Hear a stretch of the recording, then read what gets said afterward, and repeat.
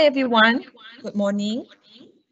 Hope everyone is staying safe at home since now is the MCO 3.0, and thank you so much for joining us today in our data storytelling webinar. Okay, this webinar will take roughly about an hour and we will have a Q&A session at the end of the workshop. Do post your question at the chat box, which I think it's should be located at the top of your screen. All right. Okay, to start it off, I would like to introduce you to our speakers for today. First, we have Aveek. Aveek has over 15 years of client consulting and training experience in Malaysia, Singapore, India, Middle East, and North Africa. He started his career with Hindustan Unilever in India and worked for a global MNC Nielsen, Kantar, and BlackBerry. He has conducted over 1,000 plus hours of public training courses and workshop on design thinking and data analytics for global organizations. He is currently a trainer for digital skill training with NTUC, Learning Hub Private Limited, and Institute of Banking and Finance, IBF, Singapore. He holds a master's degree in engineering from India, Institute of Technology, ITT, Madras. Next, we have Prasadh. Prasadh has delivered research and consulting solutions for clients in the retail and consumers businesses, headed and set up operation for clients delivery, built and worked alongside high-performance team in the past 15 years with Nielsen. He is a black belt in business process improvement from Nielsen and has led and facilitated numerous workshops and continuous improvement and change management. He holds a degree in engineering from Nanyang Technology University, Singapore. So without any further ado, I'd like to pass this floor now to Aveek for the webinar. Thanks, Aveek. Hi, thank you, Kelly. Good morning, everyone. Welcome to the webinar on data storytelling.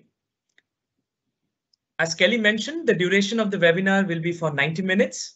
Prasad and I will take turns to share our perspectives. Just to remind you to post your questions in the chat. We would very much like to keep it interactive as much as we can. So keep posting your questions as it pops up in your mind, and we'll have a Q&A at the end of the session. So we'll try to take up as much of questions that you have. We hope that you enjoy this webinar as much we do in presenting this to you. So let me start by telling you what to expect during this webinar. This webinar is meant to intrigue you on storytelling and why it is important to tell a story with your data. I don't need to tell you that we live in a world where data is everywhere. Data is the new oil of the digital economy. Data is used to make important decisions, to shape businesses and social policies, and to understand the fundamental workings of nature. But data can be complicated, it can be mysterious and difficult to understand. Are we harnessing the data enough to make it understandable for taking the right decisions? It's more than important than ever now to communicate the data in a way that is compelling and memorable. This is what is known as data storytelling, and data storytelling is a future skill. So in this webinar, we will present to you 5 important aspects around storytelling. First, we'll understand that why data storytelling is so important in these times. Then we'll understand that what is the magic of these stories? Why does it work? What are the essential tenets for building a data story? How do we create a storyline narrative based on context? And finally, how do we make it easier for our audience to visualize the data? So this is what we are going to cover in our discussion. So let me begin by showing you some examples where data can be misleading and confusing, leading us to a very wrong judgment. Look at this chart. Take a look at this chart carefully and see what is the issue with the bar graph. Do you see a big gap in the responses that you see between the blue bar, the red bar, and the green bar? The blue bar represents the responses for a particular topic from the Democratic lawmakers, whereas the red one represents the Republicans. We see a huge gap between how the two group of Democrats and Republican lawmakers have responded to it. Is it trying to prove a point? Have a look at this. And if you want, you can share your responses in the chat window.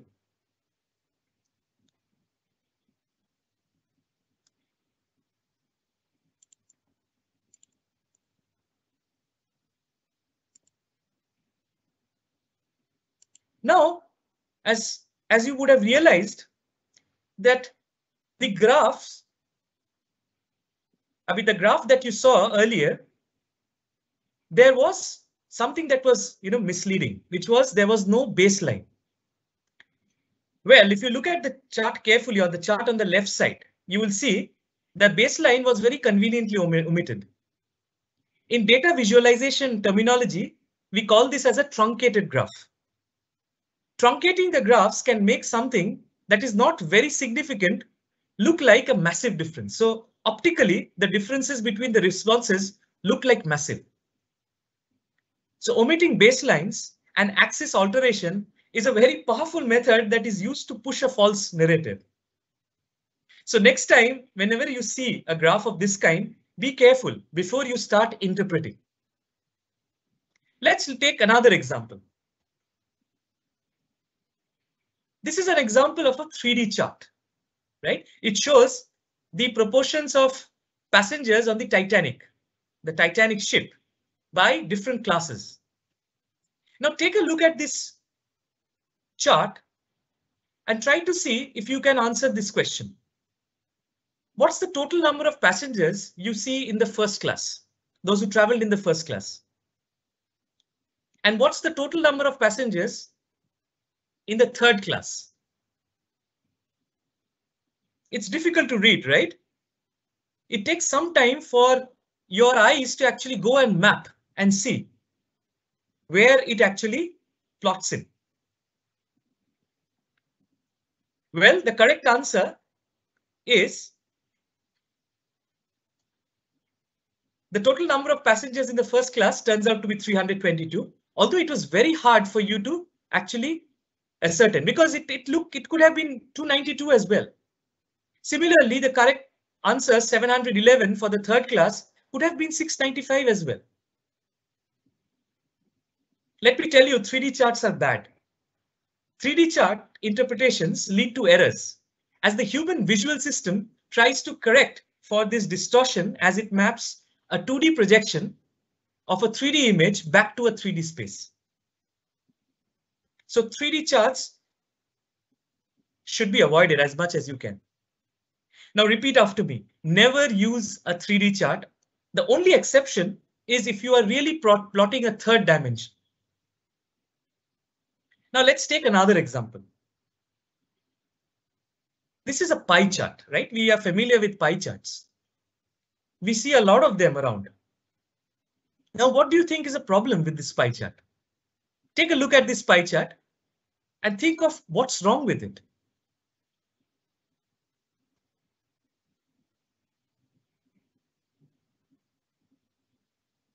Now, if you know that pie charts actually show parts of the whole, right?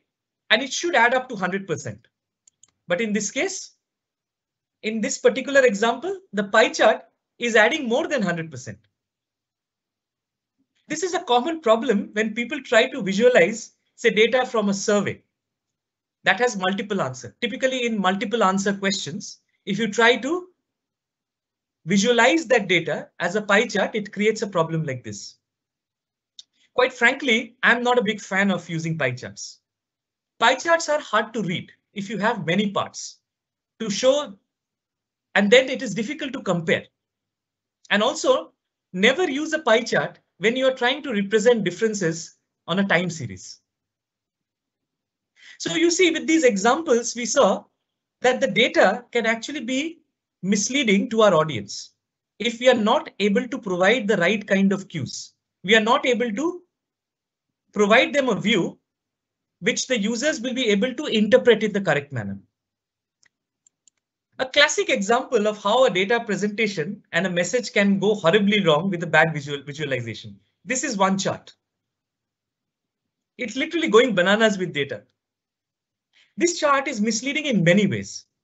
While at the top of the graph, you'll see it shows the data is for 1994 to 2005. The graph actually starts from 1993.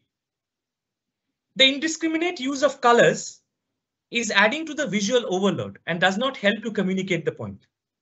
Nor the use of bananas in the background is adding anything. In fact, it contributes to more visual overload and makes it hard to understand what's going on. I'm sure you encounter such examples of bad visualizations every day.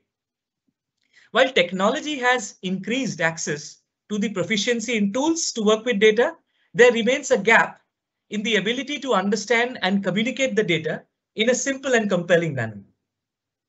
You can put some data in Excel or a spreadsheet tool and create a graph. For many, the process of data visualization ends there. Now we completely miss out on the story in the data. This can render the most interesting story to come across as completely underwhelming and make it difficult or rather impossible for your audience to comprehend.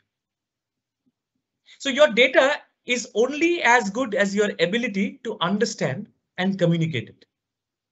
Now let's try to understand why stories are important. Why do we play this importance to telling a data story?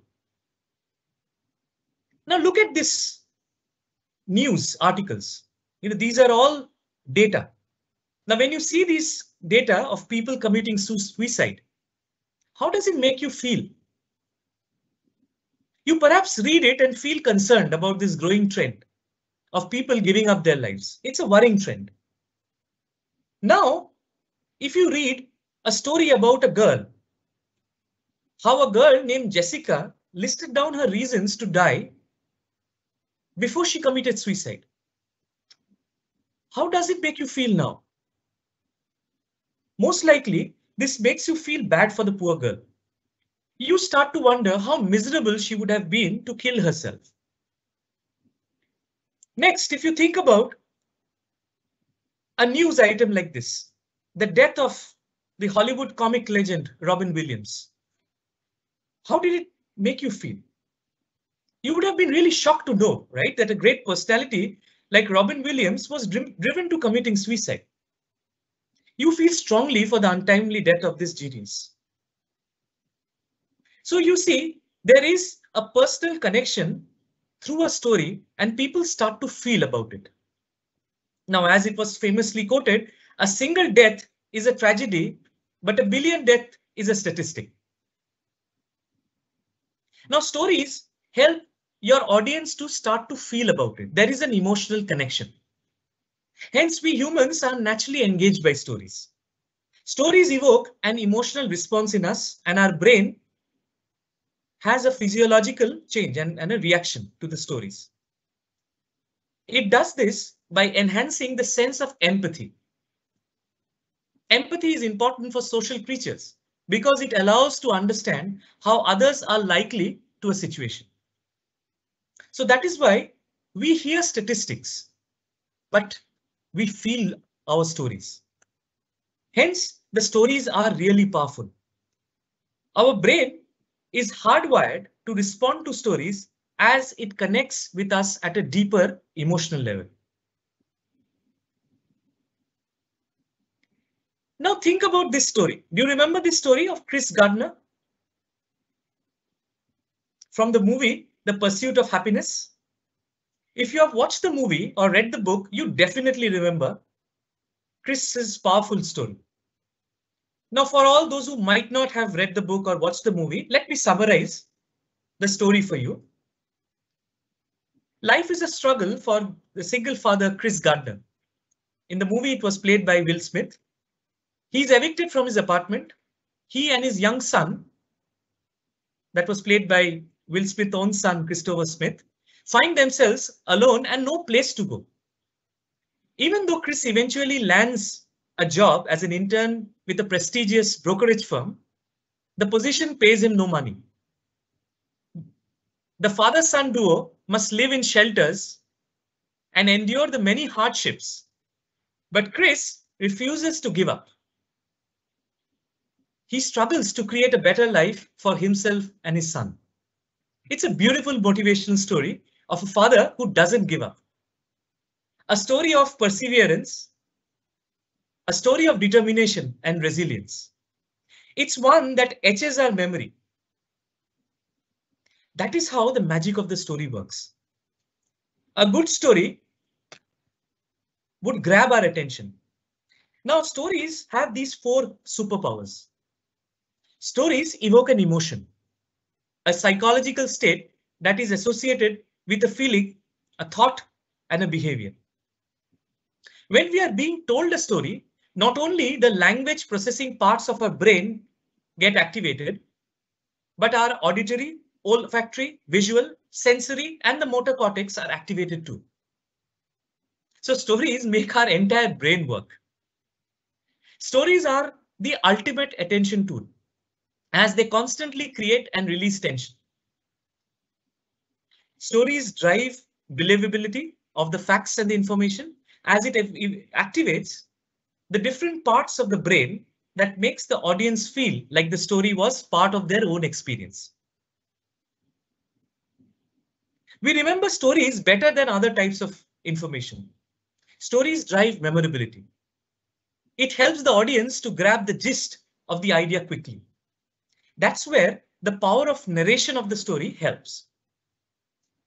Now, if you think of the human cognitive process, how we learn about new things, the process of cognition is quite complex.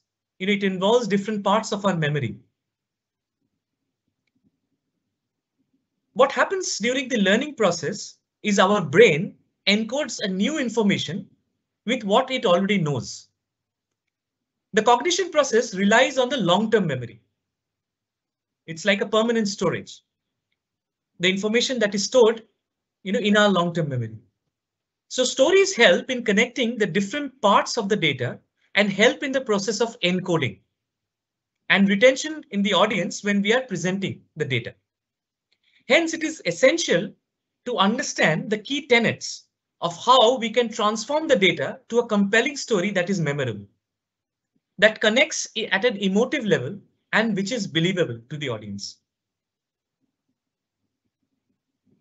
So now what we are going to do is we are going to learn about the three main pillars of creating a data story.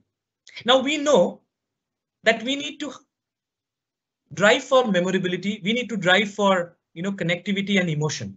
So how do we go about doing that? Now, if you think of the three pillars of a data story, the first one is context.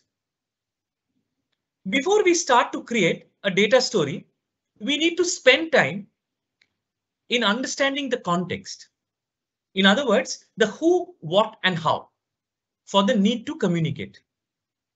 Next is the narrative. The narrative is the key vehicle to convey the insights from your data. It uses the language in a format that will suit your audience needs. And finally, it is about visualizing. Visualization is about communicating the insights from the data clearly and efficiently to help your audience analyze and reason about the data and the evidence that you present. Visualization is about communicating your story in a simple way that will help in comprehension and ask for a call to action. Now let's first start discussing about the importance of context.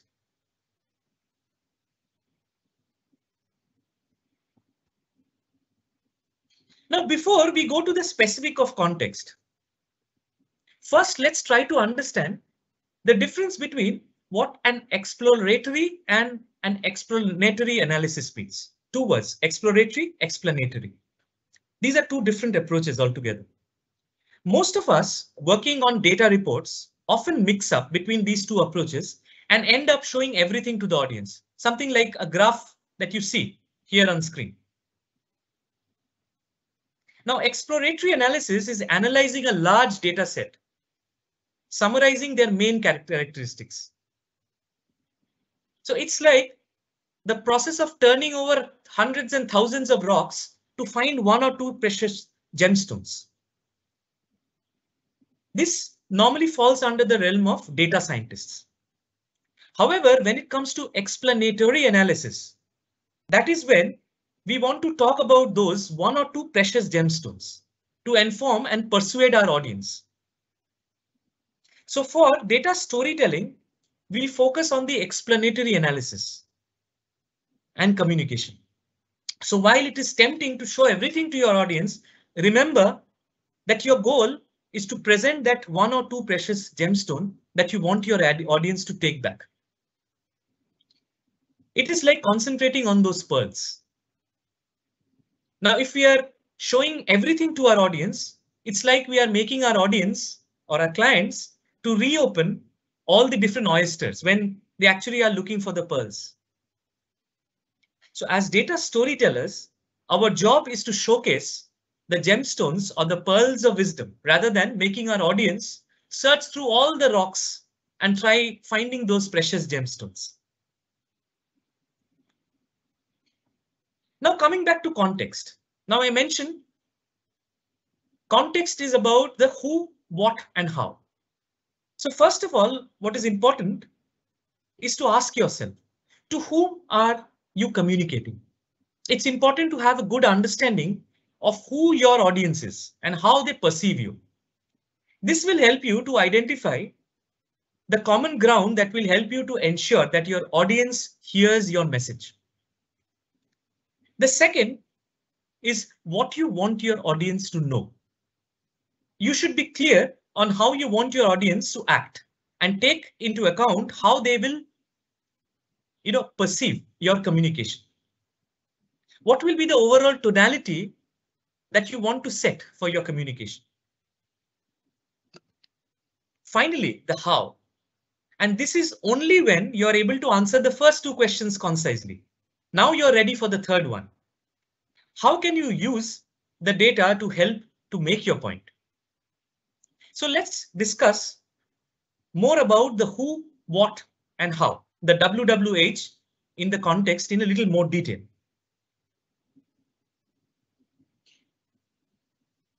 The first thing you need to know is who is your audience? To whom are you communicating? The more specific can you know about your audience, the better position you will be for successful communication with them. Avoid falling into the trap of defining your audience in a very generic way, such as internal and external stakeholders, or anyone who might be interested. By trying to communicate to too many different people with different needs, you put yourself in the position where you can't effectively communicate to any one of them. Now, within your audience, identify who are the decision makers, who are the influencers, who are the people who just need to be informed. It is important that you also think about the relationship that you have with your audience. How do they perceive you? Does your audience trust you as an expert? Or do you need to work to establish your credibility? Now, these are important considerations when it comes to determine how to structure your communication, how to use your data, how much data you need to have. The next is to understand what does your audience want to know and what do you want to convey to your audience. Now, this is about the relevancy of the message to your audience. You should always want your audience to know something or do something, right? So there should be a call to action. Now, often we encounter this discomfort during our presentations, which stems from our belief that the audience knows better than the presenter. Therefore, the audience can choose whether and how to act on the data that is being presented. Let me tell you, this assumption is false. If you are the one analyzing and communicating the data, you likely know it best. You are the subject matter expert. When communicating with data, you need to make a more confident stance when it comes to making specific observation. You may feel uncomfortable. That's normal. Step out of your comfort zone. Start doing it, and it will get easier over time. Now, finally, and only when you have clearly articulated who your audience is and what we need to know from them or what we want them to do, we can then turn to the data and ask the question, what data is available that will help to make my point? So that is the how. So from data, you want to translate that into a knowledge, and from knowledge to a wisdom or an action. Data becomes your supporting evidence of the story you build and tell. You might assume that showing only the data that backs up your point and ignoring the rest will make your case stronger. But that can be misleading because you end up in painting a one-sided story. I will not recommend this. This is also very risky. There might be a smart cookie in your audience who might poke holes in your story that doesn't hold up, or the data shows one aspect but ignores the rest. Keep your focus on the supporting data, but do not ignore the non-supporting data. Now, the data that becomes your supporting evidence, you also need to present that in a way, and you need to know what data you need. And that is where, to get to the context of your story, here are 7 essential questions that we should be asking ourselves before deciding what data and how much of the data to present. This will help you to decide how much of supporting and non-supporting data you need to work with in your communication. The first question you should ask yourself is, what is the background information that is relevant or essential? Who is the audience and the decision maker? What do we know about them? And at this stage, try to find as much as information you can know about your audience. What biases does our audience have that might make them supportive or resistant to our message? What available data would strengthen our case? And is the audience familiar with that? What are the risks? What factors could weaken our case? Do we need to proactively address them? What would a successful outcome be looking like? What is it that we envisage that the audience should take back after we communicate our story to them? And what is the final call to action? What do we want our audience to do from the data that we present? At the end of your context building exercise, you should be ready to convey what we call as the big idea in a short and concise manner. The big idea is the fundamental basis of how you're going to convey and what you're going to convey and how you're going to convey. The big idea should be like a very short story or even a single sentence, which is called as an elevator pitch. It must convey your unique point of view, what is at stake, and it must be a complete sentence. Once you're ready with your big idea, you will now get down to think and plan about your story narrative. That is how you start building your story. I would now invite my co-presenter, Prasadh, to help you understand the process of creating a story narrative. Over to you, Prasadh.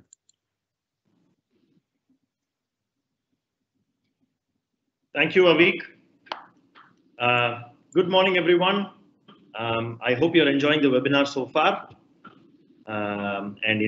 Thank you once again, Aveek, for sharing so much of perspective around context building. So, of the three pillars that we have talked about, which is context, narrative, and visualization, we have had a fairly good start talking about context building, why it matters, etc. The journey is now going to continue. And it's going to take us closer to the next point, which is all about building a story narrative. In building a story, there are various elements that we try to piece together and create a flow that the audience or a reader can relate to. At the end of a narrative, an audience member should have strong emotive connect. There should be strong relatability to the messaging, to what has been conveyed in that story. It should raise the believability in the story. And finally, there should be something that the audience member should retain or take back as valuable pieces from the story towards the end of the story. We talk so much about story narratives, and obviously this webinar is focusing a lot about data-driven story narrative.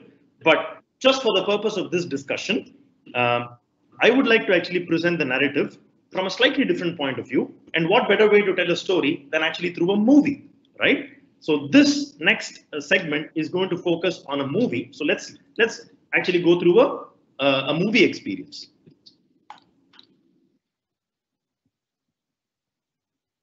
What I have here is actually a story from a movie. Maybe, and I'm going to read it out for everyone. At the end of this narration, maybe some of you already know which movie this is. Maybe you have seen a movie like this in the recent past, maybe in the last 2 or 3 years. But let's talk a little bit more about this movie after my narration, okay? So Mr. Thomas, he is in the business of cleaning up houses. Every time he walks into a house, he uses the tools that he has, and of course his skills, that help in removing 50% of the clutter in his house, in the house that he's cleaning up. And once he's done with that project, he moves on to the next project to continue cleaning up. To me, it sounds like Mr. Thomas is a very interesting gentleman. He definitely seems to be good at what he does. So he moves into one particular neighborhood where he decides to offer his services. In this neighborhood, one of the neighborhood, which houses people like Mr. Stan, Mr. Ross, and their friends, for some reason, they are not interested in Mr. Thomas's proposal to clean their homes. They're saying, no, we don't want you to come and clean our homes. But Mr. Thomas, he is hardworking. He's also stubborn. And he ends up completing the project anyway without the approval of the residents. That looks a bit odd. Like, why would you go and clean somebody's neighborhood without their permission? But it looks like it's also a good job to clean up a place. So why not, right?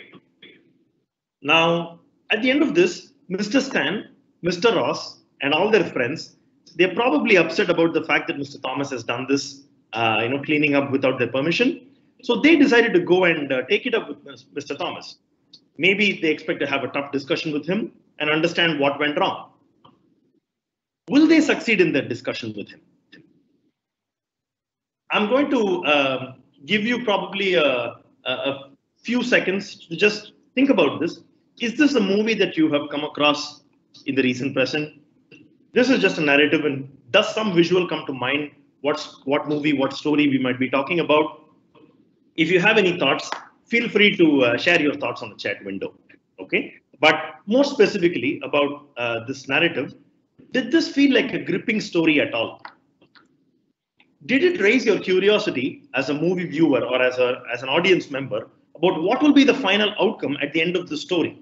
They are supposed to succeed in the discussion, but does it feel like they would get an outcome at the end of the story? Based on what I narrated, is there anything that you feel is worth highlighting? It could be something to do with the storyline. It could be something to do with the characters. It could be something to do with the plot. Anything that is worth highlighting. Feel free to share with us on your chat windows. Okay. While we take a few seconds to just go through that, and feel free to just share your thoughts around this, I would like to actually just take a moment to explain what actually did not work with this narrative. The thing about this narrative is that there's actually quite a lot of aspects that didn't work quite well. Some of this may resonate with what you already have in mind, but I would like to go through maybe a few that I have personally made note of. See, other than the task that Mr. Thomas was actually going to perform, and that the residents of the neighborhood were not open to his proposal to clean their houses, there's hardly any background information on this story. To me, when there is lack of background, it looks either unclear or it's a bit vague or just filled up in parts. For me, that drops the relatability to the story. I don't have much context, and hence I don't feel very relatable. The story is not very relatable to me. Now, moving away from the background, every story you must always have something to root for in terms of characters. There is an antagonist, there is a protagonist, there are supporting characters. Which character would you root for? Unfortunately, in this narrative, there's not enough material in the story to build any argument. Whether you want to build an argument for Mr. Thomas or against Mr. Thomas, for Mr. Stan or against Mr. Stan or the rest of the characters, there's not much material available in the story. So when there is not enough pointers available, it's very difficult to build an argument for or against any of these characters. Now, let's look at it from a slightly different point of view. So what if this person comes and cleans your neighborhood? Is this a good thing? Is this a bad thing? Is it favorable or unfavorable? And so what if he has done this job? What is the big impact that we are trying to create from this story? The fact that Mr. Thomas comes in and does a task like this, it's still a bit vague. We're not able to determine what is the exact size of this problem that Mr. Stan or Mr. Ross faces. Somebody coming and cleaning my neighborhood. Is this a big problem? Is this a life-altering problem for them? What is the major impact that's being created here? That's not very evident from the story. Clearly, there were no wow factors or no plot twist that brought you to the edge of the seat if this were a movie.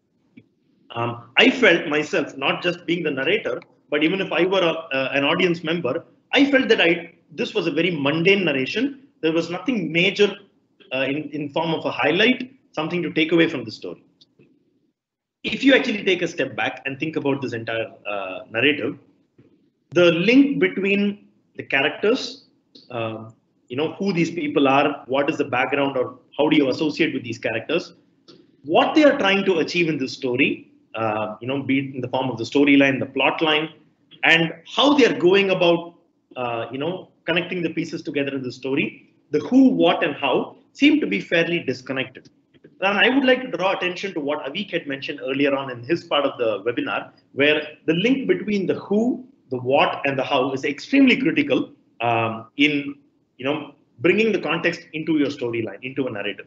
And that is fundamentally lacking in this narrative. Also, when you think about the different questions, the supporting and the non-supporting data that you need to build a narrative, many of those things are missing or lacking here, right? So that also kind of makes it not work in favor of this narrative. Enough said about what didn't work. Let me actually move on to slightly different perspective. What would happen if we change the context a little bit? I'm actually going to read the same story, but I'm going to change the context a little bit. Thanos, not Mr. Thomas. Thanos is a ruthless titan who erases civilizations. Every time he conquers a planet, he uses the Infinity Stones to wipe out half the population. Earth, which has been home to Tony Stark, Captain Steve Rogers, and the whole bunch of Avengers, they are trying to fight against Thanos' takeover of the universe. However, because of the Infinity Stones, Thanos manages to wipe out half the population anyway.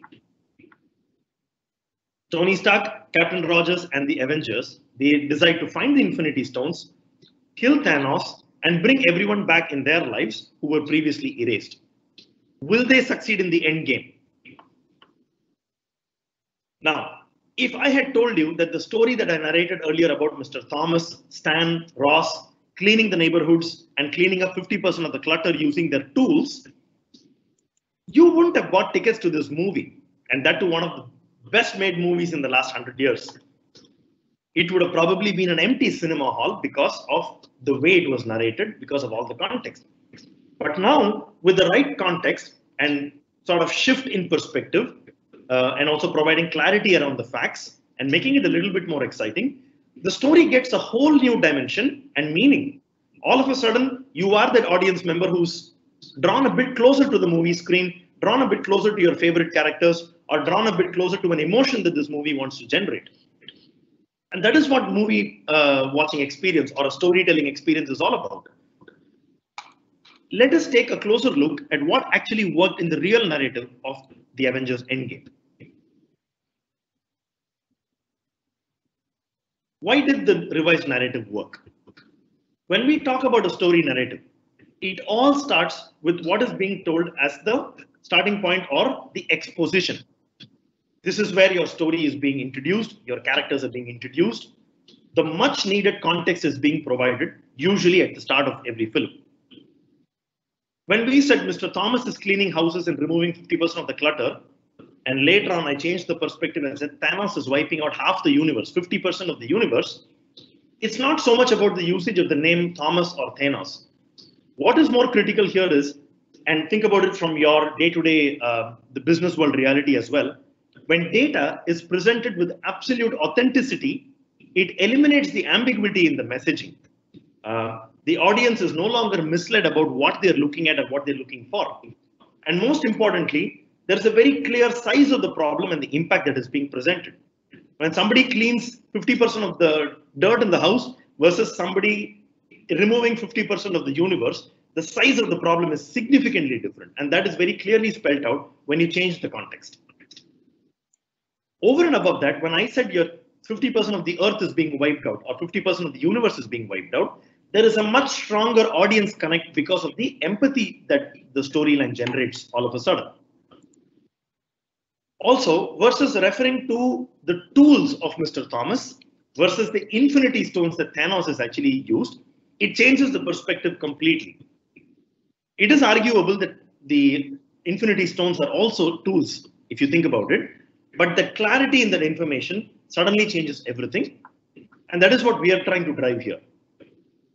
From a context point of view, once a story takes off, there are other elements of story building. There has to be a build-up. There has to be the different hurdles that a character faces. There has to be something related to plot lines, twists and turns in the plot. There will be a climax and there will definitely be a conclusion.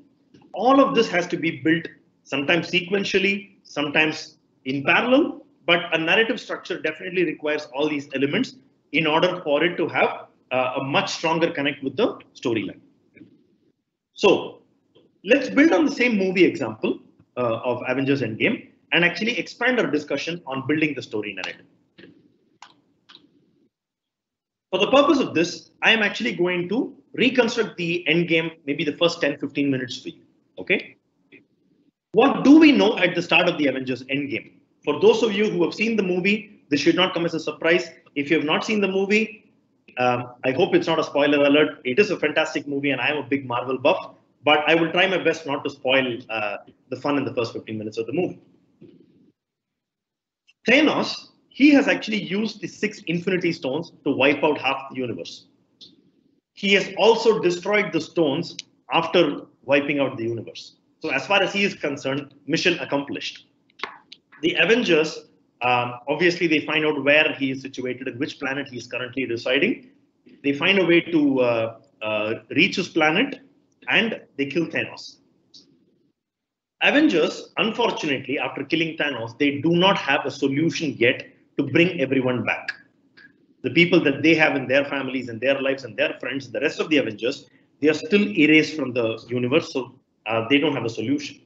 And in this thinking about the solution or worrying about it, they have already lost 5 years. This is what actually happens within the first 15-20 minutes of the movie, approximately. For me, this entire situation, so to speak, if I look at this as a situation, this entire situation is clearly spelled out for the Avengers who are trying to fix this problem. This becomes the starting point of the narrative structure. Now, if I were an Avenger, I would be happy that I have killed the main villain of the movie, and I would probably just hang my boots and retire because I know I cannot go beyond this. And I think we should all be thankful, and that's the reason why I'm not a good Avenger. I'm probably going to be a very, very bad Avenger. Alternatively, if I'd been very hasty, I would have just tried to jump into action and just keep eliminating more bad guys, in the universe, without really thinking about what I really need to be focusing on. And that is a classic example of trying to determine a solution by just reading a situation at the surface. Quite often, this leads to incomplete assessment of a situation. It does not allow us to take into consideration so many factors that would impact the actual result or the actual solution that we are seeking or the actual goal that we are fighting for. In our business world, this is a very common occurrence that we tend to jump into providing answers the moment we look at a problem. And I think this is something we need to step away from. Story narrative and narrative building is a very, very quintessential aspect of arriving at a solution in a more organic way. Okay. As we move forward, the first thing that I want to call out here is the first step to solving a problem. Once you know what the situation is, do not attempt to solve the problem immediately.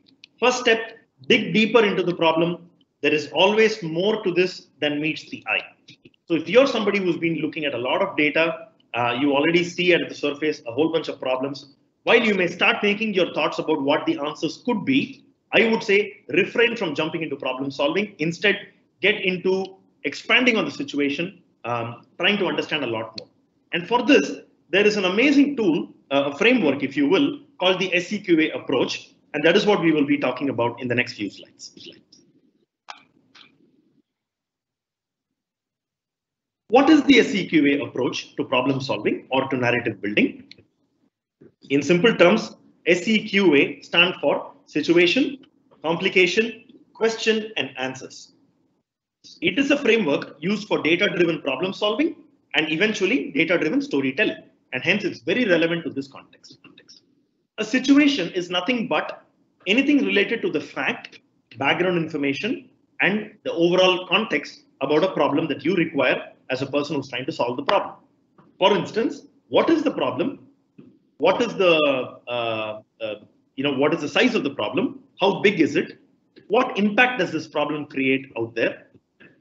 What happens if this problem continues to exist and does never get solved? Is that going to be an issue, or are we actually better off ignoring and walking away from the problem?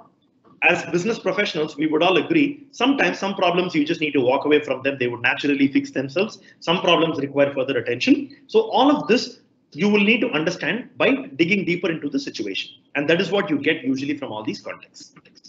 To me, a situation presents a very clear definition of the problem. It gives a very clear reason to believe that this problem should be worth solving for. And if you don't have a strong reason to believe that this is worth solving for, I would normally stay clear of that problem, or I would just do a quick fix. I would not really spend days or months thinking about this problem. C stands for complication, as I mentioned. In a story narrative, a complication is nothing but a twist or a turn that happens when you dig into a problem. You know, the more you dig, the more complications that usually come up. That's what we're talking about here. Essentially, these are aspects that help you uncover the different layers of a problem. It also tells you behind each layer what is causing that problem. Is there a potential cause? Is there a root cause? Are there risks that we can see when we are uncovering the problem further and further? To me, a complication is nothing but a route to analyzing the problem more comprehensively and helps us in a more decisive way of understanding what the problem is, which is extremely important when we again connect it back to our business world and the world of data. Especially from an explanatory point of view, decisive thinking is extremely critical. We cannot leave everything very loose-ended or open-ended. Once you have a situation in place and once you have understood the complications surrounding that situation, it is only natural that a whole bunch of thoughts, questions will naturally open up once you know what these situations and complications are. These thoughts are essentially the questions that we want to ask. To me, it is the gateway to arriving at your solution. Even though you might only be faced with one single situation and there might be only one complication linked to that situation, it is very possible that as an analyst or as a data scientist or as a professional in this industry, we would tend to have multiple questions, not just one. Each question could have a different weightage leading to the final solution, but usually there could be different questions that are gateway to the eventual answer or the overall solution. And A, of course, stands for the answers, which is nothing but the results, the findings, and the insights from the data that has been mined, that has been processed and analyzed in order to get your final overall picture of the solution. To me, answers are very critical because these answers take us to the recommendations that we normally provide at the end of a story. And these recommendations get linked to an action plan which drive impact and outcomes.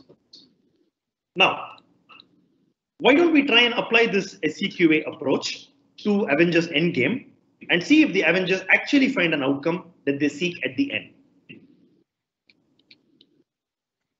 When I explained the situation about 2-3 minutes ago, it probably becomes a lot clearer for all of us now. The situation in the Endgame starting point was that the villain, Thanos, has used the Infinity Stones to wipe out half the universe, and he has destroyed the stones, and Avengers have killed him.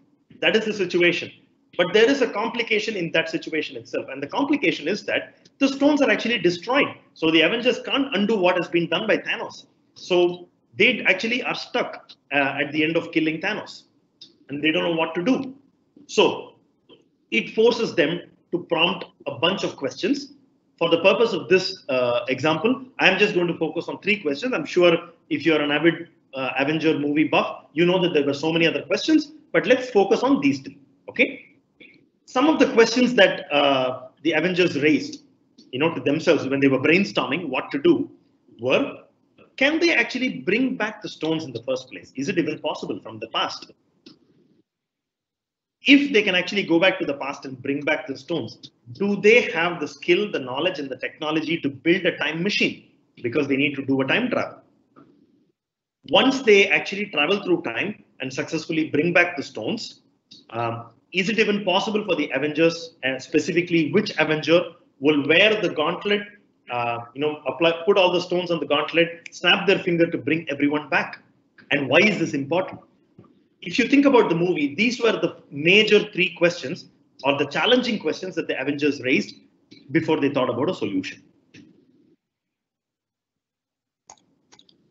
Even as they asked the questions, there is rational building behind each question. It is not as simple as, can I bring back people from the past? Yes, let's go to the past. Can I build a time machine? No, let's just go build a time machine. It was not that straightforward. They had to build rational. They actually had a thought process behind each question. And some of this would be familiar to you. To determine if they could bring back the stones from the past, they needed to have knowledge of the past timelines. Which time specifically do they need to travel back to? Which location do they need to travel back to? What was the event that actually took place at that very specific time and location? They piece the location, the time, and the event together so that they realize there is a very specific point back in time and history that they need to travel in order to retrieve a particular stone. And they would have different locations and different histories and events that they need to revisit. Obviously, they need to have a time travel technology to pull off this time heist, as they call it. From the Ant-Man perspective, he has already got a time machine van, and he shows off his working model of this van. But however, there are some glitches in the time travel technology that they have. When Tony Stark is thinking about this independently, he has already helped fix some of the time travel glitches. And that is what they need to put together in order to make this time travel work. So great. We know that they have figured out the past. They need where the stones can come from. They know how to do it. They've also figured out the time machine technology. But once they go and bring it back, they still have a dilemma. Who will actually snap their finger? Because they know that once they snap their finger, it's going to cause an immense amount of radiation. All of them are superheroes technically, but they know and they discuss that Hulk is the only one capable of absorbing the radiation impact and still surviving that snap, after he snaps his fingers. So as you can see, behind each question, there has been further analysis, there has been further breakdown of information, further fact-finding has actually happened, and quite easily, you could look at each question branching out into a bunch of more questions to probe and get clarity. For some of you, hopefully this is also familiar, sort of resonating with the fishbone or the Ishikawa diagram approach, which we quite often use in the business world to arrive at possible causes. Many of these things could be pointing us to the eventual solution, or even sometimes to the root cause. Or in another perspective or in another context, this could also remind you about building a hierarchy of questions, much like a pyramid structure, which is also a very, very fundamental way of expanding on a question and solving a problem. And that is what we have tried to illustrate here, as briefly as possible. Okay, so we have established a working model in principle, right? A working approach to this, how to retrieve the stones and the, do the whole snapping of the finger. But that is only what I think is a theoretical solution as far as the Avengers are concerned.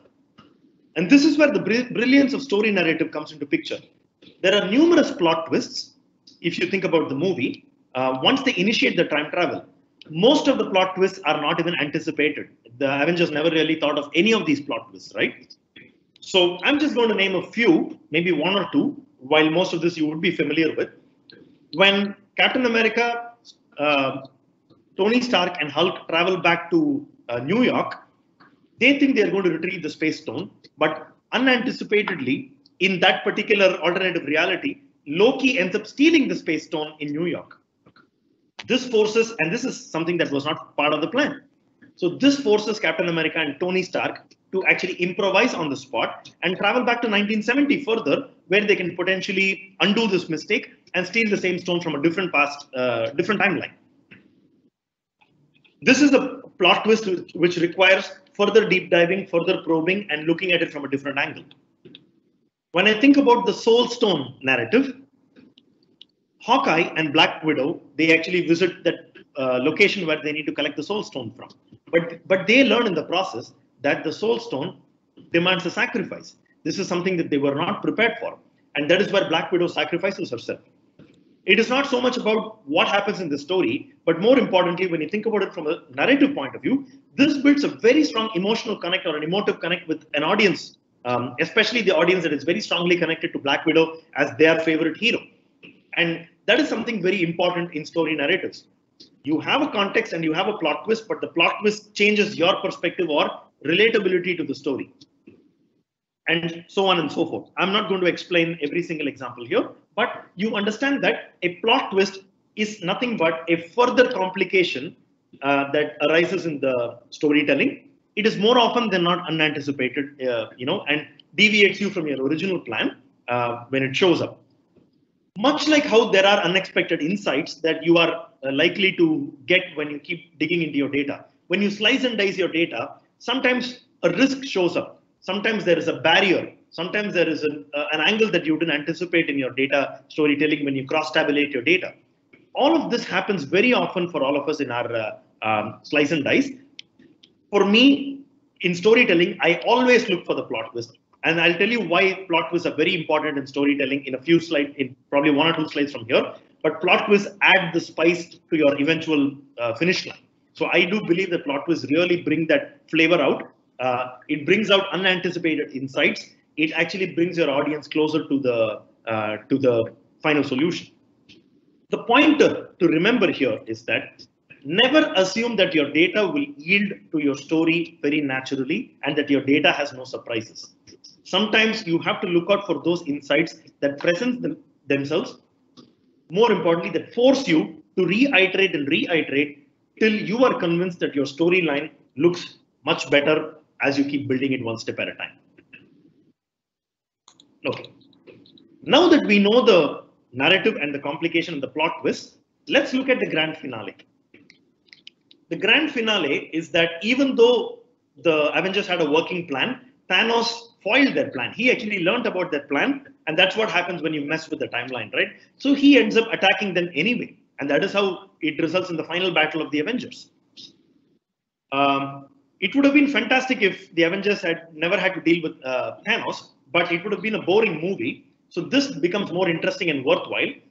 When the finish happens, the final battle happens, the final battle creates 2 very specific elements that I would like to spend the next couple of minutes on. 1, there are wow moments or aha moments in the finale. One of the most memorable wow moments that added flavor and punch to the storyline and that literally brought a lot of us to the edge of the seat was when Captain America was able to lift Thor's hammer. That was a surprise for a lot of people. That was visually fantastic in terms of the experience. That was something that really brought us to the edge of the seat saying, yes, go for it. For me, that is an insight that we didn't know. Up until the previous movie, we never even thought that this moment would happen. So that is a highlight-worthy moment in the movie. And as a storyteller, you would definitely want to present this moment because it is moving us closer to the finish line, because it helps move the story forward. Every time you have aha moments or wow moments in your story, in your data story, these are insights that your audience did not see coming. Something that they feel was worth their time listening to the presentation or watching the presentation, or it is an important takeaway that would be very valuable to them when they try to look at the solution. So whenever you see an aha moment, do not miss it. Think about it as that insight that you didn't see coming, and that would actually change the way you look at your entire problem solving. Besides the normal narrative and the normal story and all these aha moments, there would be multiple plot lines, right? Not only in Avengers as a movie for each character, but even in our real world, we have a lot of plot lines, a lot of subplots that come together when we create a final solution. And that is what happens in the final battle of the Avengers as well. I would strongly urge that piece every single narrative individually and start looking at where there is a culmination point or what is called the conclusion of the finale, where all the subplots come together to sort of give it a full and grand finish. And that is the best way to actually answer, to build your entire solution. I hope by the end of this, you have seen that we started with the situation. We were able to look at the complications inside the situation and how the Avengers evaluated each complication and the risks. They were trying to start solving the problem, but there were further unanticipated plot twists. But with each plot twist, there was also wow moments that were created in the story. And then it all culminated to a grand finish, which we call as the final answer or the final endgame, right? That is the SCQA approach, or the situation complication question and answer approach to building a story narrative. Definitely, it's a very comprehensive approach. It may not be the only way of building a story, but it is definitely packs a punch in the way you deliver your message.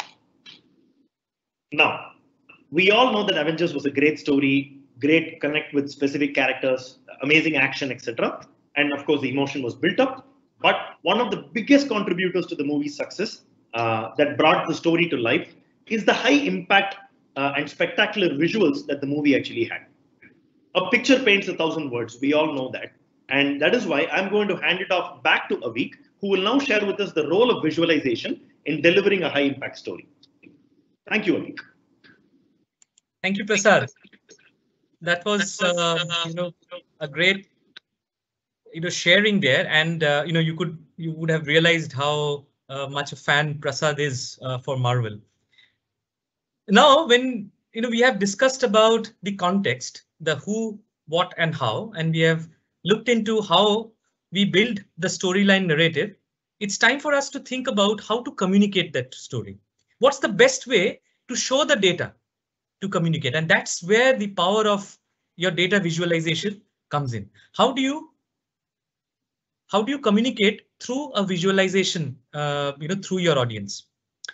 Now, what I'm going to do is I'm going to talk about some of the basic principles of visual communication and the science behind that, so that we start to relate that what is good and what is not good from a visual communication point of view. Now, what happens if there are too many visual things that you see at a time? Again, from the Avengers movie, if you think of this scene. Now, in this particular scene, there's a lot of things that are happening, right? All the heroes are doing something while it is not clear who is doing what. That is what we call as, presenting too much of information, right? Now, remember the last time you were sitting through a presentation where the presenter was showing a slide which looked overwhelmingly busy and complicated. You did understand what the presenter was trying to say through the slide. Chances are you might have got disconnected and the presenter would have completely lost you in the audience. Now, in this regard, if you think about what information is relevant to the audience as a signal. So signal is anything that is relevant to the topic, and the rest good to know information or the irrelevant information, I call it noise. So clutter is the noise. Now, what happens is that when you start adding more and more information to your communication, that's when you are actually adding more noise. So clutter is the visual elements that take up the space, but it does not increase your audience's understanding. Clutter, are the visual elements which, confuse your audience. Now, in terms of your signal and noise, always think about what is the core message that you want to convey, and that is your signal. That is the relevant information that is important for you to convey your message.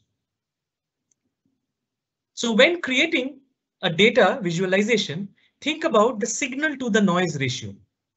Our objective in data storytelling is to increase the signal to the noise ratio in our visual communication. So let's look at what happens with increased clutter. Now, what happens is clutter increases the cognitive load or the mental effort to comprehend something or to learn a new information. Our human brain has finite amount of mental processing power. As designers of information, when we are creating data visualizations, we have to be smart about how we use our audience's brain power. Our goal as a visual data designer is to reduce the perceived cognitive load of our audience when we are communicating the information to them. And that is why in data storytelling, we also need to become a data designer. We need to think like a designer. Now, clutter could be of different kinds. Now, if you look at this example here on screen, this is an example where there is no visual order. It's a common example we encounter with lack of visual order and the hierarchy of presenting the information to your audience. Now, if you look at these two options, 1 and 2, these are presenting data about the value perception or buy different product types. Toothpaste in this particular case. Now, if you think of these two options, look at these two options. Which one do you think puts less cognitive load on your audience?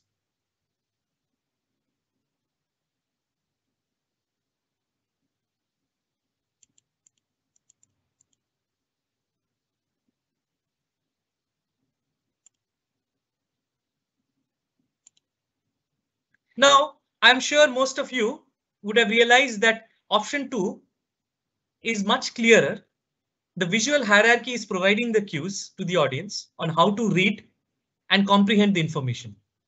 There are clear visual cues which will help the user to actually comprehend the data. So visual hierarchy is this principle of arranging the elements to show their order of importance. And if you see, option 2 does a much better job in creating the visual hierarchy. Hence, option 2 will create less cognitive load on your audience.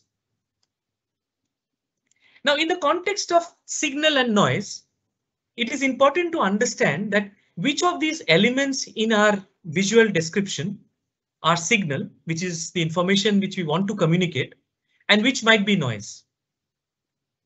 To understand this, we need to understand the principles around visual perception. I will briefly here talk about the work of 3 leading psychologists from the Gestalt School of Psychology, which was started in Germany in the early 1900s. So these 3 leading psychologists by the name Max Wertheimer, Kurt Kofka, and Wolfgang Kohler, they are the people behind what we call as the Gestalt principles of visual perception. There are 8 principles which guide the visual perceptions in humans. And if we are able to understand this well, we can implement these principles when we are creating the visual data communication. So let me start with the first one, which is about proximity. Now, if you look at this particular element here, there are different dots, but we tend to think about the group that are physically close together to be part of the group. So if you look at these 9 dots in this 3x3 box on the left together, it feels like these are together as a group. Or if you look at the 3 dots on the upside, down like a triangle, or the 3 dots which up, which also looks to be like a triangle. So we can leverage this principle to show data in the tables that are common. And that is how our audience is going to view it because of the proximity. The next one is around similarity, which is the objects which are similar in color. So if you have the same color, the shape or the size or the orientation, they are perceived to be related or belonging to the group. Like you see, all these blue dots are perceived by the eye to be belonging to the same group. The third principle is around enclosure, which is we think of objects that are physically enclosed. So whenever we create an enclosure, we perceive it to be belonging to be part of the group. For example, the eyes see the yellow dots within this blue rectangle as something have in common. The fourth one, if you look at, is what is called as common fit, which is our tendency to perceive the objects that share a direction of placement together or seem to be moving together as a unified group. For example, you see our eyes see the top 5 dots from left to right as being a group that is increasing from left to right, and the bottom 5 dots as being a group that is staying the same from left to right. So we can use some of these principles when we are creating our visualization in the data. The fifth one, if you see, this is about closure, which is our tendency to perceive a set of individual components as a single recognizable shape whenever possible, whether or not it may be true or relevant to the data in hand. So rather than perceiving something to be open, our brain perceives it to be complete. So it always is seeking a closure. The sixth one is around continuity, that when we look at objects, our eyes will seek for the smoothest path. So it will seek for the smoothest path and naturally create a continuity. The seventh one is around connection, which is we tend to think of objects that are physically connected as part of the same group. For example, the eyes connect the top three elements, even though there are circles and a square, it tends to connect together as a group.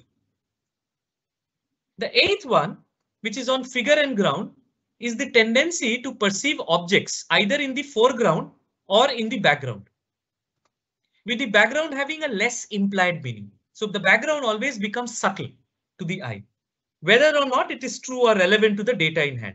For example, here, as you see, we perceive the yellow dots as being in the front, while the blue rectangle is perceived to be at the back.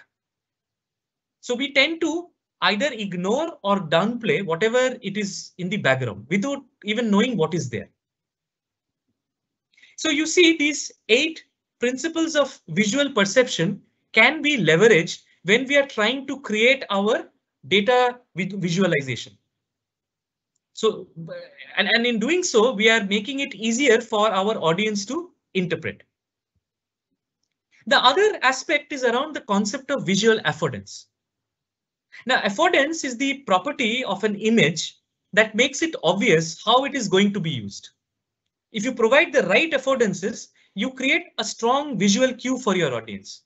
Just like, in the physical space, if you see a door with a long handle, it provides the affordance of the handle to be pulled to open the door. Or a button, whenever you see a button, the affordance it provides, it will be to either to push to activate the button. So in the same way, when you're thinking of data visualization, creating the right affordance in your data visualization enables your audience to make sense of the data easily. You don't need to tell them. It will become obvious to them on how to interpret the data. Now, here's a good example. If you see this chart, you will see that we have created the right visual affordances by trying to convey the point where we have created a hierarchy of importance. So first of all, at the top, you see by the use of different colors or a different font, or by putting it in italics, we are highlighting the important stuff. We are trying to eliminate all the distractions. We are also creating a clear hierarchy of the information. So leveraging on the visual affordances can tell your audience of how to comprehend the data and take an actionable outcome out of it. So you could use many of these different ways of highlighting, but make sure that you're only highlighting the important stuff. For example, you can use bold, italics, underlining for titles, labels, captions, and short word sequences. Or you could use an uppercase, which will help in scanning easily or to stress an importance. You could also use different colors. Also, inversing the elements can attract your audience's attention, but it can add to the noise in your visualization. You could increase the size, which will attract the attention of your users or your audience, and it can be used for signaling importance. Now, remember that all these together might lead to creating more of the cognitive load for your audience. So use it sparingly. A good practice is to highlight less than 10% of your data in your final visualization outcome. So when designing for your data visualization, remember that less is more. Making your visual graphics simple, clean, and legible helps in keeping the clutter in check. Use straightforward language, choose fewer words, and avoid unnecessary complexity. Remember the good old acronym. Keep it short and simple. KISS. It was a design principle that was started by the US Navy. In this age of big data revolution, this is perhaps one of the most important things to remember as we set out on this journey for effective visualization. Now, in the past hour or so, we have discussed the importance of the data storytelling approach, why it is important, and how it can be done through a systematic approach. We start by taking a step back to understand the context. We ask the right questions to arrive at our big idea. We then start building the story narrative by staying close to the context and planning for a narrative flow for our story. To bring the story to life, we then use data visualization effectively. We use the principles of visual perception and hierarchy to focus and direct the attention of the audience on the important things. That helps them to infer the important points from our story. Keeping the clutter at check, we focus on keeping things simple. Now we know data is powerful, but with a good story, it becomes unforgettable. It becomes memorable. Now, one thing if you realize, in school, we learn about the language and math. On the language side, we learn how to put words together into sentences and sentences into stories. With math, we learn to make sense of numbers. But it's very rare that these two skills can get paired. No one teaches us to tell stories with numbers. We have never learned that in school. And let me tell you, most of us are not naturally adept to the skill of telling stories with numbers. So being able to visualize data and tell stories with it is the key to turning your data into actionable insights. And that can help to drive decision making. So we have created this program to develop and nurture this essential skill of data storytelling. To let you know more about the training that we have created, let me ask my friend Prasadh to share more details about the courses that we have on offer. Over to you, Prasadh. Thank you, Aveek. So what we shared today, we really hope it got you excited about data storytelling program. Of course, what we shared today is mostly an overview of what we could be doing through this last 1 hour of the webinar.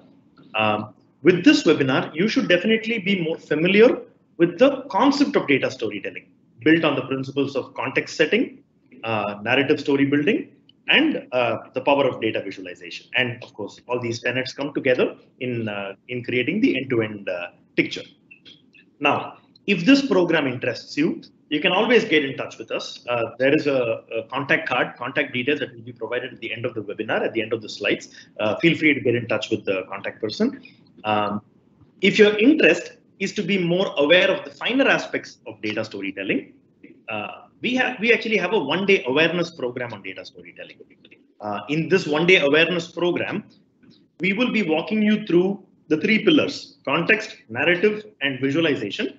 But in greater detail, we will be going through more touch points. Within context, there would be more touch points related to how to set context, where do you need to start to build a story, more understanding of business perspectives, etc. And then when it comes to building a narrative, what are the nuances in framing a story? How do you use data? How do you not use data? The ethics and integrity of data usage, so on and so forth. And when it comes to the visual aspect, how do you build your story visually? What are the right tools to use when it comes to bringing the story to life visually, etc. So all of that will be pieced together. What we have here on the screen is one such approach. We have a nice framework which will take you through different stages of data storytelling, and that is what we could uncover in a one-day awareness program. At the end of this one-day awareness program, we should be able to equip you with the concept, the knowledge, and the tools needed to get immersed in the journey of data storytelling to become more comfortable with the flow. Needless to say, this one-day awareness program will not turn you into an expert overnight, but it will help you to get closer to becoming a more seasoned practitioner, if I can put it that way. Okay, so do feel free to get in touch with our contact person whose details will be at the end of this webinar if you have any further questions on that. Okay, with that, we would actually like to say thank you very much for giving us this opportunity to actually present a data storytelling journey in the form of this webinar. We were definitely very excited, and we hope that we got you excited about this content as well. If nothing else, we would like to open up for question and answers. Aveek, Kelly. All right, there is one question, okay, based on what was described. So it's not recommended to highlight or manipulate the chart to stress something that we want to highlight.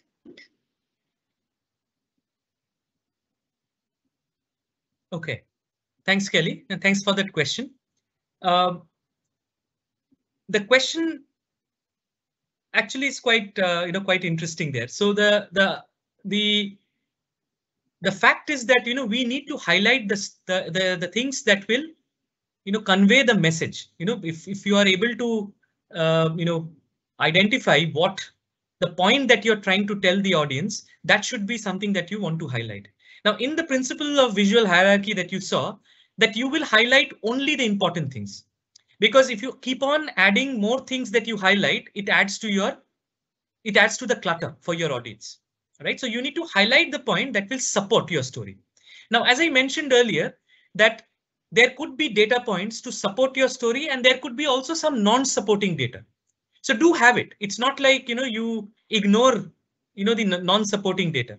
But whenever you're highlighting a particular point, make sure you have the data to support it, right? And only highlight. So my rule of thumb is, on a particular slide, you should not be talking of more than 3 things. The rule of 3, right? So if you on your particular slide, you're talking of more than 3 things, you must ask yourself that is it already adding to the noise? So only highlight those 3 important things that you want to share in that particular slide, and the rest of it you can deprioritize it so that it does not add to the noise and the signal comes across very clearly. I hope that answers the question. Thank you, Aveek. All right, for the next question, probably this one Prasadh can take. What font would you recommend to be used when presenting data and storyline? Okay, that's actually a great question. Thank you for asking that question. See, there is no set rule that only a certain font should or should not be used for a presentation. Usually, and this goes back to understanding your audience again, right? Are you making a presentation which is going to be circulated more to a wider audience who will just be reading it like a PDF file or like a one-pager? There is a certain font that is friendly on the eye, that's easy on the eye. And I'm most certainly not a font expert, but I can say that there are obviously fonts which are very pleasing on the eye. So if you're somebody who expects your audience to be reading the content, and if it's more textual in nature, what you've typed out in your reports, yeah, you would need to choose a font that suits that. That is number one. If you are the presenter and you have an audience that wants to pay attention to the text, the audio and the visual and the collective experience of presentations and storytelling, then I would not pick a font which is meant only for reading, but it should be something that is bold, standing out, highlighting, all the while remembering what Aveek had mentioned, the principles of what font to use, what not to use, how to highlight, how not to highlight. I think that is what we need to do. Most importantly, what is the mood of the audience? Like there are organizations who are very particular about certain fonts not to be used, like a very amateur font which looks more like something that children would use in their sketching or in their writing. Some organizations do not prefer such fonts because they expect the font to be looking a little bit more formal, depending on what message you are conveying. Some organizations might say the more fun the font looks, I think it shows out a more creative and more fun element of the company's culture. So they encourage you to come up with usage of such fonts. So there is no one right answer, but hopefully this is a bit of a flavor of what we could do. Yeah, but we can always talk about it more in our in an awareness program as well. Thank you. All right, thanks, Prasadh.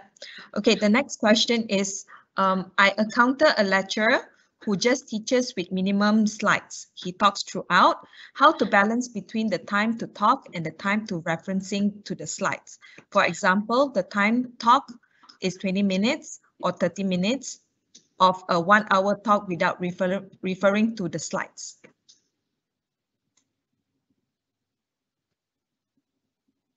Okay, so can I take it up? Yeah, Aveek, yeah. Yes. Interesting question, and this question actually relates back to knowing your audience. So when you are presenting to a certain audience, you need to understand what the audience expectations are, what their expectations when it comes to presenting. Now, for say a context where the audience is actually your university students, where there's a lot of theoretical stuff and also things to be explained at the conceptual level. Now, in that case, I think what the lecturer is doing is kind of a good thing to first share the perspective without bringing in too much of distraction in form of showing things to the audience. Now you can set a very good context by sharing your perspectives, by telling a story, by gripping your audience before you start showing them the actual data, so that you've already gripped their attention, and now we are taking them to the data. You are actually able to give them the supporting and they can start to relate it very fast, right? So that is a good strategy in place. Now, many times what happens, say if you're presenting to a wider audience or you're presenting virtually, then you will need a form of visual communication which will help to reinforce the point, right? But if you're presenting to a bigger audience, there make sure that you don't have too many things on the slide, right? You have the key talking points outlined there and you are elaborating that when you're speaking. Now, if you think of many corporate organizations, in fact, Amazon, the top boss, Jeff Bezos, he has made it mandatory for his direct reportees not to present anything using a slideshow or a PowerPoint kind of a tool, right? So it really depends on the audience. So if you're presenting to your, say, CEO or the CXOs who have very limited time, you need to have your big idea communicated in a single sentence. That is your elevator pitch. So you come and you start with creating that intrigueness, that the excitement. People want to know more before you take them to showing the slides. So to answer that question back, to strike a balance, I think you need to understand your audience better. You need to understand their expectations to decide how much you want to talk about and how much you want to actually refer back to the visual communication that you have. I hope that answers the question. All right, thanks, Aveek. The next question is, this one probably Prasadh can answer. For the narrative, is the flow from the background issue question to answer is a fixed way during presentation to attract the audience? Thank you for that question. The short and sweet answer is actually the flow is never fixed. And that's the beauty of storytelling, right? When we talk about background, situation, complication, question and answer, it's a framework. It guides you in a certain way to get to the finish line, but it's not the only framework, right? And what are frameworks? They are nothing but tools or guidelines to help you organize your thoughts and make sure that you have an outcome. In the business world, we cannot be aimlessly exploring different ways of storytelling. So we need to have some guidelines in order to take it to the finish line. That is what SEQA does. It is definitely worked well in various business scenarios. So I would still strongly say it is a very effective tool. But there is always room for continuously relooking at these frameworks, blending different frameworks. If you recall where we mentioned earlier in our webinar, we have the SEQA framework, but we also talked a little bit about how to do root cause analysis or how to deep dive and do further, probing and building pyramid-based questions and hierarchy-based questions and answers. All of these frameworks can be blended with one another as long as it doesn't come in the way of you presenting a good story. So not extremely critical to stick to a framework. If the framework helps you arrive at a solution, apply it. If the framework is limiting, challenge the framework. You can always come back with some modifications that help you, address your business objectives. All right, thanks, Prasadh. Okay, we have time for only one more question, last question. Okay, how do we ensure that you capture your audience focus, given the plot twists and flavors of the story? Wouldn't that be too lengthy? Probably, Prasadh, you can take this as well. Kelly, is it possible for you to just repeat that question if you don't mind? I apologize. Sure. Sure. How do you ensure that you can capture your audience focus, given the plot twists and flavors of the story? Wouldn't that be too lengthy? Okay, thank you. So when we, can you hear me? I feel that I'm getting a message that says I'm live, but my mic is muted. Can you still hear me? Yeah. Okay, thank you. Yeah, so the plot twist, like I said, and looking at it from purely from a data perspective, we are not trying to force fit plot twist into the narrative. Based on experience and having looked at different shapes and sizes of data, we always know that somewhere there would be a hidden aspect which we may not have considered in our analysis. So when you actually cross-tabulate a set of data, when you come up with an insight, there could be something that could be hiding behind the data. We just need to do an iteration to bring it out and bring it to the forefront and make it part of the presentation. It might change the context of what your stakeholder is looking for. So it's not about having 2 or 3 plot twists or having multiple plot twists, but more importantly, helping drive the message that here is the good news about our data, or this is what the data tells you. But however, there are 1 or 2 risks that you need to be aware of, or 1 or 2 issues that might come up if you do not address or if you do not mitigate it in a certain way. So plot twists are purely trying to tell you that there are complications, risks that need to be mitigated when you're taking decisions as a company or as an organization. That is all. Yeah, it will not particularly break the flow of your presentation. It most certainly will not take away the interest, because most stakeholders don't want to listen only to the good news. They also want to listen to how things could go wrong and what are your fixes in place to avert these crises. So that is how I would look at it. Thank you. All right. Thank you, Aveek and Prasadh, for sharing your insights and trying to answer as many questions as possible. Unfortunately, we don't have time already. And to all of you, thank you so much for joining us today. I do hope that you enjoyed this session and managed to take away some insightful points as well. We do have an upcoming one-day awareness data storytelling course, as mentioned by Prasadh earlier on the 2nd of July 2021. Okay, if you need more clarification details about this training, do drop me an email or call me directly so that I can send you the course outline and training details. You can see my details are on the screen. Okay, so you can just drop me an email. So before we end this session, I would like to thank everyone once again, and do stay safe at home, staying strong mentally and physically. It's yet another tough year for all of us, but we can get through this together, right? So take care and have a great week ahead. Thank you.